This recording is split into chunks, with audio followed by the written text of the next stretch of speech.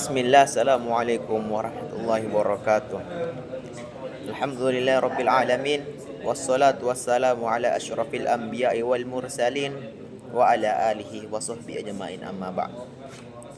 Segala puji bagi Allah Subhanahu wa taala yang senantiasa melimpahkan nikmat, karunia dan kasih sayangnya kepada kita semua, sehingga kita dapat menikmati namanya nikmat sehat, nikmat kekuatan, dan yang paling penting nikmat iman. Salawat dan salam tidak kita lupakan, semoga tetap tercurahkan kepada baginda keharibaan Nabi besar Muhammad sallallahu alaihi wasallam, Nabi yang telah membawa umatnya dari ila dhulumati ila nur, dari zaman kegelapan menuju zaman terang benderang. Baik, insyaallah kali ini saya akan membahas kitab Ta'lim Muta'alim karangan Syekh Az-Zarnuji. Dalam kitab beliau pada pasal ke-10 atau bab ke-10 terdapat fil istifadzah, yakni mengambil pelajaran. Ya, sebelum saya memasuki tema ini, saya akan mempermisalkan atau memberi contoh dalam menuntut ilmu. Ya, dalam menuntut ilmu itu sama dengan halnya kita memburu binatang, memburu hewan buruan. Ya, jika kita telah menangkap hewan buruan tersebut, lantas kita tidak mengikatnya, maka hewan buruan tersebut akan pergi begitu saja, kabur, sehingga sia-sialah perbuatan kita. Ya, begitu pula jika kita menuntut ilmu. Jika kita sudah telah mendapatkan ilmu, tapi kita tidak mencatatnya, maka ilmu yang kita telah dapatkan maka akan begitu mudah hilang dalam ingatan kita. Baik, saya akan menyampaikan sedikit tentang poin-poin istifadzah, cara istifadzah. Yang pertama yakni mencatat, yang kedua menghafal, yang ketiga mengambil kesempatan pada malam hari, dan yang keempat tekun. Saya akan menjelaskan sedikit secara ringkas poin-poin yang tadi saya sebutkan. Yang pertama mencatat.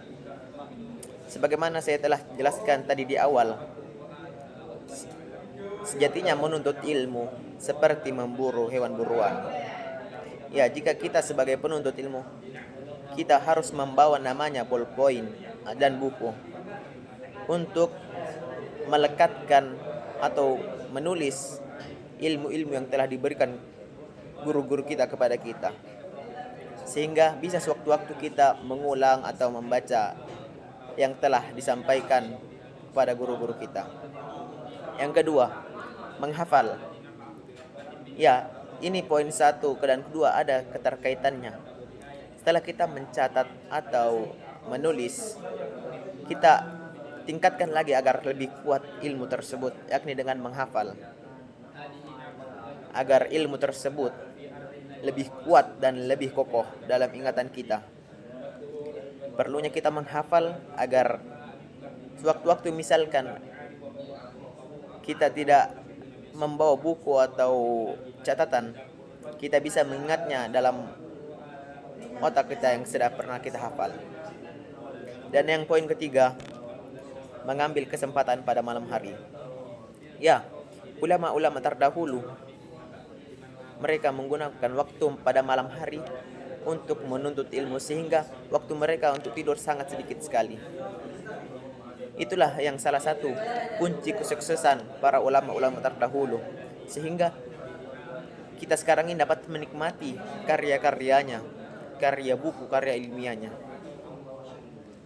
Itulah poin yang ketiga, mengambil kesempatan pada malam hari. Dan yang keempat, tekun. Kita sebagai pelajar harus tekun dalam belajar. Tidak perlu dalam tekun belajar tidak cukup membutuhkan waktu sehari, 2 hari, sebulan, 2 bulan. Tidak cukup waktu itu untuk menuntut ilmu. Ya, ulama-ulama terdahulu menuntut ilmu hingga berpuluh-puluh tahun. Ya, dengan dan tidak pula kita hari ini masuk, besok bolos, hari ini masuk, besok bolos, ya itu bukan namanya tekun. Tekun adalah konsisten dalam menuntut ilmu sampai kita mendapatkan ilmu tersebut. Ya mungkin ini saja yang dapat saya sampaikan. Kurang lebihnya mohon dimaafkan. Wabillahi taufiq wal hidayah. Wassalamualaikum warahmatullahi wabarakatuh.